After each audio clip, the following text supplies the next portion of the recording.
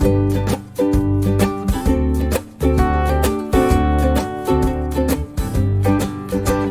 you have kid power, clap your hands.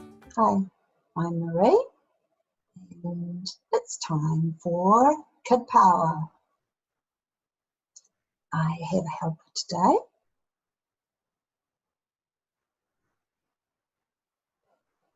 What are you doing, sheepdog? Are you looking to see who's all out there? Do you think you might know some people? Oh, that's nice. Hello, everyone. Today, we're going to do stop power.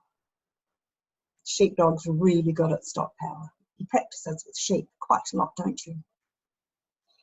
Today, we're going to think about practicing that with people.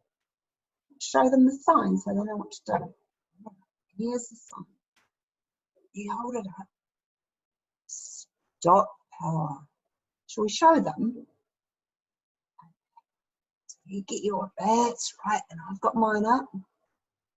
Stop. That's how that looks. Can everybody else show us? Let's do it all again. Okay. Ready, steady, stop. Wonderful. Did they do a good job? Okay. Now, what do we need stop power for? Well, if someone's really not listening to us, and we ask them nicely to stop, if they're tickling us when we don't want them to, for instance, that's happened to you, hasn't it? And you've used your fence power. I said stop. That's what it looks like if I do it. And if you've used your move away power, good job, good job. And you've used your I need help, your help power. And then they still do it the next day. Maybe you need to use your stop. Oh, sorry, what is it? Oh, yes, there's another time when it's really good to use your stop power.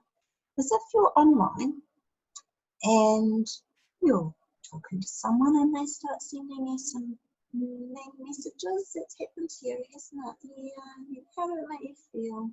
You said, and what did you do? You used your stop power. Oh, you're so good at that, sheepdog. And that looks like not answering and going and telling your adult that's in charge what's happening. Try that. If anything's happening that's really not okay for you, use your stop power. Wonderful. See you again.